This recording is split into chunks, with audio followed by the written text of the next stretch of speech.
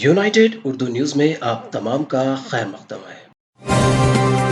मुल्क की हुक्मरान जमात बीजेपी के दो लीडर्स की जानिब से पैगम्बर इस्लाम की शान में गुस्ताखी पर हिंदुस्तान में हमले करेगा अल-कायदा ने धमकी दी है। शिद्दत पसंद सरगर्मियों पर नजर रखने वाली अमेरिका में कायम साइट नामी एक तंजीम ने बर्र सगीर की अल-कायदा के इस बयान की तरफ तवज्जो मबजूल करवाई है, जिसमें कहा गया है कि शिद्दत पसंद जमात उन शख्सियात को खत्म कर देगी जो पैगम्बर इस्लाम की तौहीन करते हैं। अल-कायदा की इस धमकी के बाद बैरिस्टर असदुद्दीन ओवैसी, रुकन पार्लियामेंट हैदराबाद व सदर कुल हिंद मजलिस इत्तेहादुल मुस्लिमीन ने हिंदुस्तान पर हमले के बयान की शदीद मजम्मत करते हुए कहा कि हमारे नबी हुजूर अकरम सल्लल्लाहु अलैहि वसल्लम का नाम बुलंद व बाला है।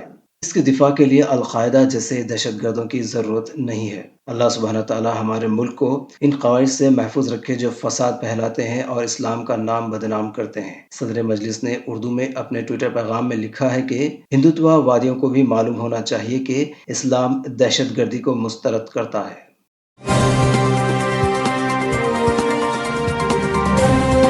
हमारी हिम्मत अफजाई के लिए इस चैनल को सब्सक्राइब करिए, वीडियो को लाइक करिए और शेयर करिए।